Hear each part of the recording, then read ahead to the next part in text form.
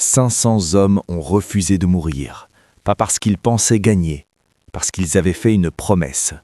Face à 40 000 soldats, face aux canons, face à la mort certaine, ils n'ont pas bougé.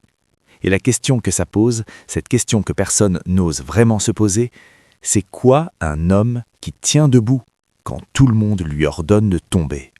Nous sommes en 1565, au centre de la Méditerranée, il y a un rocher aride, un bout de terre que personne ne voudrait défendre. Ce rocher s'appelle Malte, et vers ce rocher avance la plus grande armada du monde connu. 40 000 soldats ottomans, les janissaires du sultan Soliman le Magnifique, des hommes élevés depuis l'enfance pour une seule chose, tuer. Les tambours résonnent sur l'eau, les bannières claquent dans le vent. Ils n'ont jamais perdu. Sur ce rocher les attend autre chose.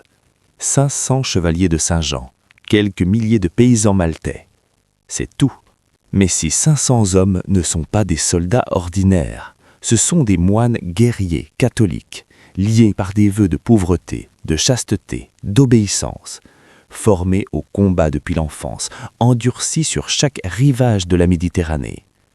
Ils avaient défendu Jérusalem, ils avaient défendu Rhodes, ils avaient été chassés de partout. Et maintenant, Malte. Il n'y avait plus nulle part où reculer. Malte était la fin du chemin. Leur grand maître s'appelait Jean de Valette, 70 ans, des cicatrices sur tout le corps, un chepalet dans la main. Il s'est posté sur les remparts et il a dit à ses hommes « Un homme de foi et de courage ne plie pas, même quand le monde entier l'exige. » Puis les canons ont commencé à tonner. Le premier à recevoir le choc, c'est le fort Saint-Elme, gardien de l'entrée du grand port de Malte.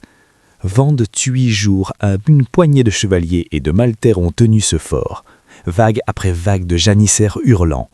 Quand les épées se sont brisées, ils ont combattu à main nue. Quand les vivres ont manqué, ils ont fait bouillir du cuir pour survivre. Ils savaient qu'ils allaient mourir. Ils ont tenu quand même. Quand le fort est finalement tombé, les Turcs n'ont trouvé que des cadavres et une croix. Les corps des chevaliers morts ont été crucifiés, jetés à la mer, envoyés en bûche vers l'autre rive pour briser le moral des défenseurs. Ça n'a pas marché. Souviens-toi de ce qui a été promis au début de cette vidéo. La vraie question n'est pas comment ont-ils survécu?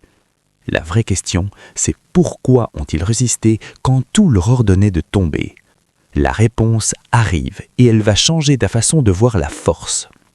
Juin, juillet, août, l'île brûle, les remparts s'effondrent chaque nuit et sont reconstruits chaque matin à main nue. Les chevaliers vivent comme des fantômes, blessés, affamés, l'armure rouillée, poisseuse de sang.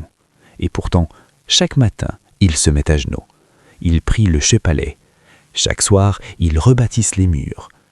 De l'autre côté, l'armée ottomane est en train de mourir. 30 000 hommes perdus. La chaleur de l'été méditerranéen a transformé leur camp en fournaise. La maladie ravage les rangs. L'odeur de la mort porte sur le vent.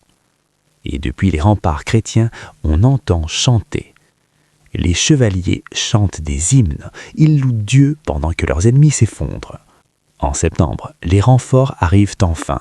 6 000 soldats espagnols et italiens. À peine de quoi espérer. Mais les défenseurs, à moitié morts, saignants, épuisés, jaillissent des portes en criant « Pour Dieu et Saint-Jean !» L'armée ottomane, la plus redoutable de la terre, trouve de l'auto et fuit. 30 000 hommes laissés sur les rochers de Malte. Les cloches sonnent de Rome à Paris. Le pape déclare que Malte a été sauvée par la main de Dieu. Les historiens diront que c'est le moment où le monde a basculé. Maintenant, arrêtons-nous, parce que cette histoire ne parle pas que du passé. Elle parle de toi, maintenant, aujourd'hui. Tu as probablement déjà entendu cette phrase. La discipline, c'est la liberté. Malte en est la preuve vivante. Les chevaliers de Saint-Jean n'ont pas tenu parce qu'ils pensaient gagner. Ils avaient tenu parce qu'ils avaient fait une promesse. Et dans ce vœu, ils ont trouvé une liberté que le monde moderne n'arrive même plus à imaginer. Car la vraie liberté ne vient pas de l'absence de contraintes, elle vient de l'obéissance à quelque chose de plus grand que toi-même. Les chevaliers de Saint-Jean avaient entraîné leur corps à obéir à leur âme, et leur âme à obéir à Dieu. Alors quand les canons ont grondé et que les murs ont tombé, ils n'ont pas couru. Ils s'étaient déjà morts à eux-mêmes bien avant que la bataille ne commence. Ils n'attendaient pas l'inspiration pour être forts, ils étaient déjà forts. L'Église a toujours su ça. Chaque homme est un champ de bataille, et chaque victoire qui compte commence à l'intérieur. C'est pour ça qu'ils priaient le Chepalet avant de combattre. Ce n'était pas un rituel vide, c'était un entraînement de l'âme.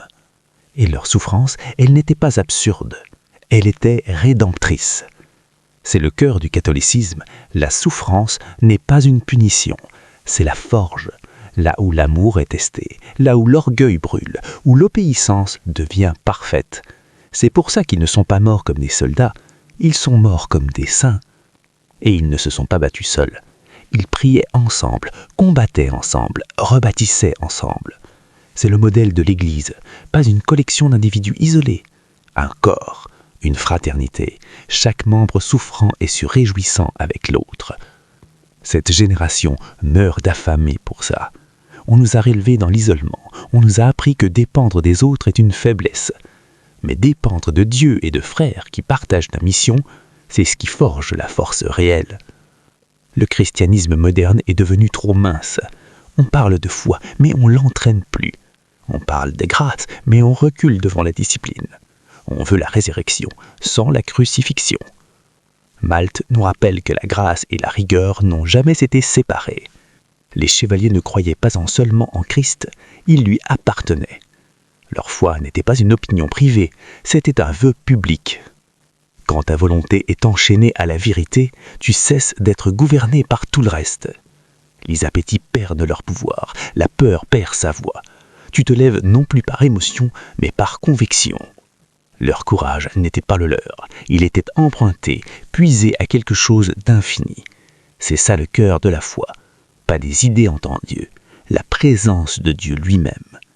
Une foi qui ne t'inspire pas seulement à te lever, elle te donne la force de le faire. Alors que les jours où tu es perdu, les jours où tu te demandes quel homme tu es censé être, souviens-toi de Malte. Dieu n'a pas besoin d'une majorité.